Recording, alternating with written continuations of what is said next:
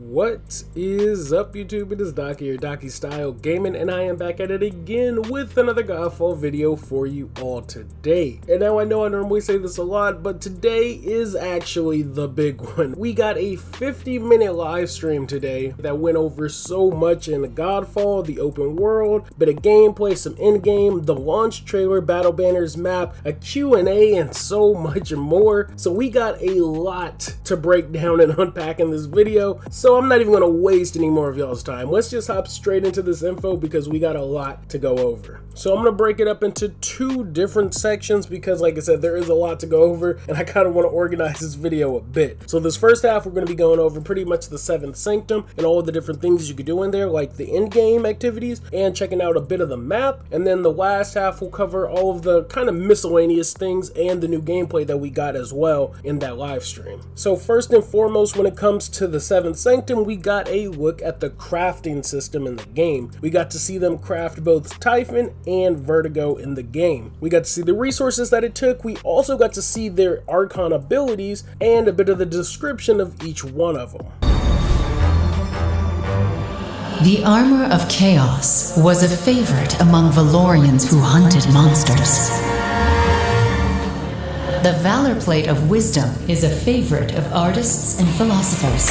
So we have Typhon, our armor of chaos, or Valorplate of chaos as it seems, and Vertigo, our armor or Valorplate of wisdom. Now again, when we got to see the crafting resources requirement for it, we also got a quick look at both of their abilities in a whole. But for me, the most standout thing was their Archon abilities. So for Typhon, we got to see that he is able to summon 3 water sentinels to fight alongside him. And then for Vertigo, we see that she has the ability to summon a shockwave that deals air damage as well. Now we know she is an electric based Valorplate, and we do get to see some of that in her other stats as well, but we also get to see her Archon mode in action as well in the game. Now moving on to something else that we got to see that I actually have covered before, we just finally get to see it in depth, but during one of the Japanese gameplay footage showcases, when I was translating a lot of the footage, I was able to see that there was something that was called the training construct, and it is essentially what it sounds like, a training area within the 7th Sanctum, where you can essentially test out your weapons and Valorplates against dummy enemies in a simulacrum style environment. Now from the footage, we got to see all of the combos for the most part for the dual blades and the great swords as well, and I was kind of curious to see how the actual training area would look, and now it's kind of nice to be able to see how the actual training construct truly looks like. Now speaking of things we finally got to see, we also got a good look at the holo map for Heat Change. So the holo map is essentially in the very center of the 7th Sanctum, and it's where you'll get to see and access all of your different realms and all of the different missions tied to it. Now through the gameplay footage, we actually got to see the Earth realm, the Water realm, and a little locked diamond, which is presumably the Air realm. Now it is kind of curious that we didn't see the Fire realm in here, since we have seen the actual world and realm in game, and even bosses and enemies from it, but as of late they haven't really been saying much on the Fire realm, so I'm kind of interested to see what's going on with the Fire realm.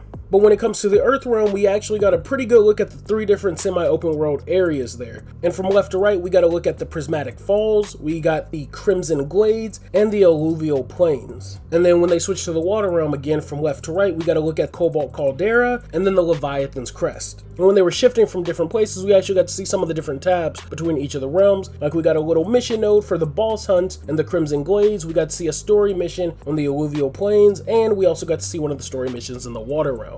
And then also at the bottom of the screen, we got to look to see how the nodes for the story missions, boss hunts, hunt missions, and unique missions icons will actually look in the game. Now again, in this live stream, we surprisingly even got mention of custom game modes again. Now we still don't know what custom game modes are, they hadn't really gone into it, but they did make a point to bring that up again, that there are some form of custom game modes in the game that can be played in co-op. But now that we got some of the details of the 7th Sanctum out of the way, let's actually hop into some of the new in-game details that we got from this live stream. So towards the end of the live stream, they finally broke down what Dreamstones were. They mentioned that they would in a later video, and we finally have info on it. They said Dreamstones unlocks once you beat Macros at the end of the game. They said once you beat him, you unlock your first Dreamstone. And they said lore-wise, the Dreamstones are linked to Cosmera's dreams, and the Dreamstone game mode is described as a mini rogue-like alternative reality game mode that kind of takes place inside of Cosmera's mind. Now they said this game mode will let us fight older bosses at higher level enemies, but before you can fight the final boss, you'll have to complete 3 randomly generated rounds in the Dreamstones.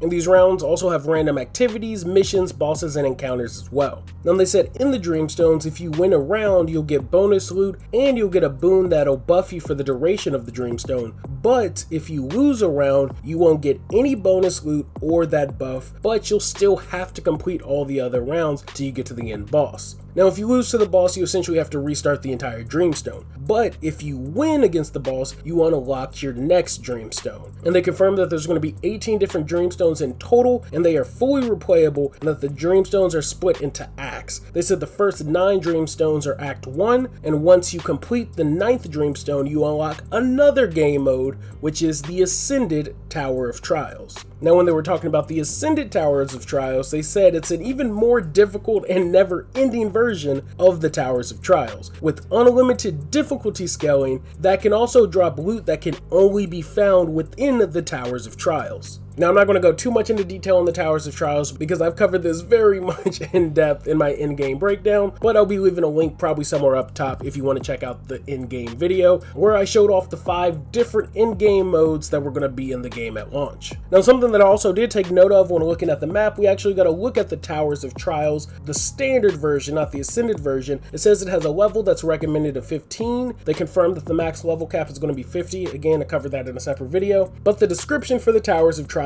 states, the central tower is not merely a means of traversing the 4 realms, it is also a place where a warrior is tested by its very essence of magic. The monolith will push you to the brink of your abilities and break you if you are not careful. However, it is said that a true knight, one who is able to pass these trials, could unlock the power of the Archons. And then something else we also see from this tab is that it also costs to gain access into the Tower of Trials. So that's pretty much the 7th Sanctum and the endgame as a whole. But now let's move over to some of the other aspects, details, and even some of the new gameplay that we got to look at in this live stream. So at the start of the live stream, we got our first official look at the launch trailer for GodFall. I'll probably be playing it in the background, so you'll probably be seeing it as well. But the one thing I did take note of that I thought was badass as hell is that we got a sick look at macros in this gold and black Hinterclaw Valorplate armor. Now of course I think it goes without saying, I hope we can actually play with that armor in game color wise. I mean, I know the Hinterclaw armor set is in game, but I want that color for Hinterclaw as well. And speaking of Hinterclaw, we actually did get some pretty important information on him as well, and makes me want to play him even that much more. They did confirm that Hinterclaw will actually be a grind to unlock. Now they said unless throughout the campaign you've been running side missions and some hunts and other things like that, it shouldn't be too hard for you to unlock, but they kind of are considering him a late game or in-game Valorplate. And then they even teased that he has the most unique augment constellation in the game, but they wouldn't go into detail about it. So I am extremely hyped now to grind for Hinterclaw as fast as possible so I can see what all the hype is about, at least according to the devs. But now along with the trailer, we also did get some more lore aspects as well, like Orin teaming up with the 7th Sanctum to take out Macros, because essentially we now know that Macros has lieutenants in each of the realms, and we must stop his lieutenants from gathering and harvesting energy, presumably Ethereum, to complete Macros' rite of ascension to become a god. Now we did get a sick look at all of his lieutenants in the trailer, but we have seen a bit more of Lunara from the Water Realm and the combat trailer previously. Now when it comes to the new gameplay, we essentially got the very first mission of the Water Realm along with the mid-boss as well. Again, it was another pretty sick boss encounter with the varying boss attacks and moves to learn and try to avoid. And then shortly after that, we did get a brief look at how the semi-open world environment will actually be. Now, some other things they actually managed to go into detail on were the battle banners for a change. We actually got a look at some of the battle banners. I mean, if you pulse the screen like I did to check out some of the stats, we got a look at some of the stats for the battle banners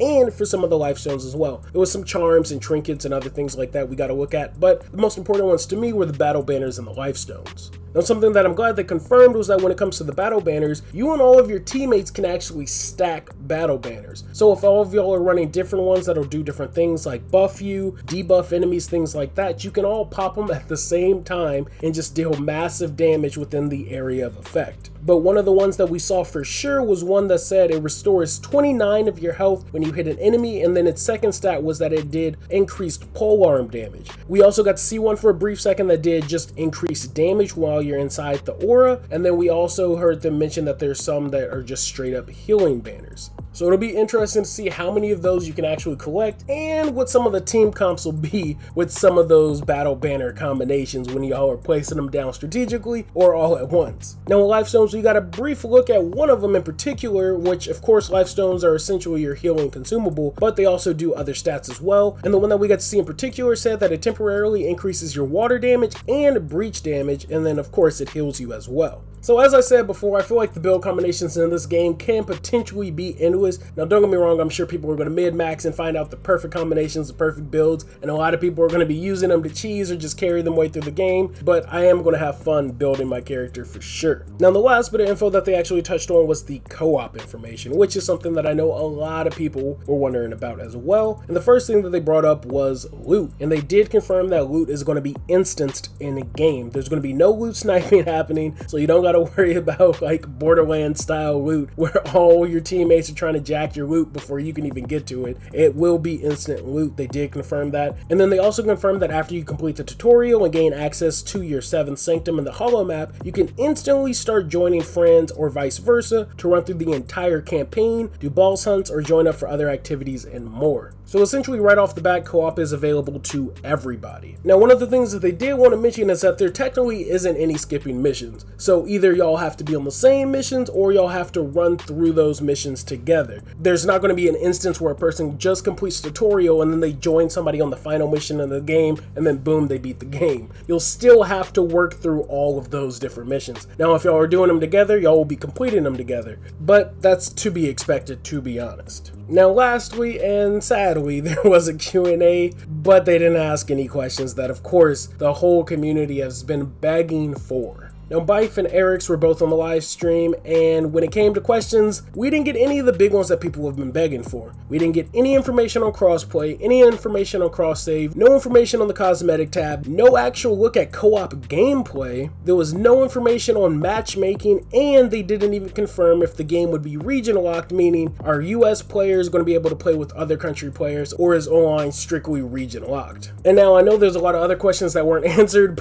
but me and my Discord pretty much predicted it. They wouldn't ask any of the serious questions that I know a lot of people were waiting for. And with that being said, I do want to say, when it comes to GodFall, don't pre-order this game over hype. If you are seriously interested in the game, by all means pick up the game. But don't go off of hype. Honestly, don't even go off of my videos or other people's videos. I try to be as non-biased as I can, but I do want to say that if some of these issues that haven't been addressed is a problem for you, do not pre-order this game, and it's completely understandable. Now personally for me, of course I'm getting the game so I could cover it on the channel, but if I wasn't, I might be in the same situation as some other people. As I mentioned in my Discord, some of it really doesn't seem like the smartest move for them to just not address it, like cross-save and cross-play in particular. If the game doesn't have it, it just doesn't have it. It's not going to be a deal breaker for a lot of people. Yes, I know people would prefer cross-save or in cross-play, but again, it's not that big a deal, and it's not that big a deal breaker in my opinion. But if they're going to just wait until the game launches and then people are like, wait, there's no crossplay, there's no cross save, people are going to go online, they're going to bitch about it. So personally, it's better for them to just get ahead of it and just straight up tell people no, it's not in the game. I know they don't want any negative backlash before the game launches, but you're really just going to be shooting yourself in the foot when players are expecting something, wanting something, and then they get the game and it's not in it. Now they're going to feel betrayed. They're going to feel like you weren't truthful. So personally, if there are some things that you haven't seen and still been waiting to see and you aren't convinced on the game,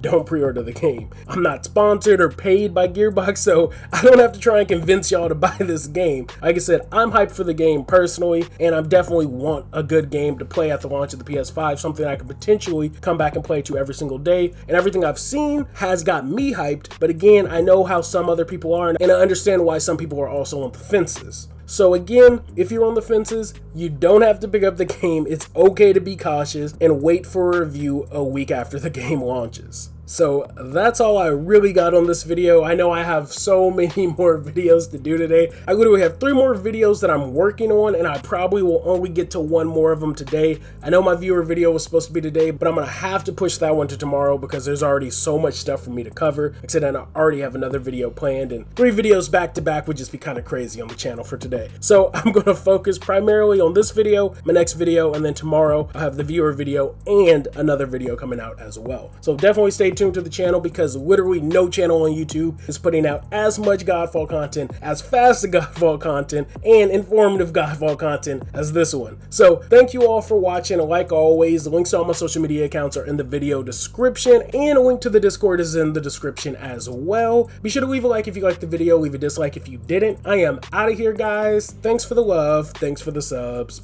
peace.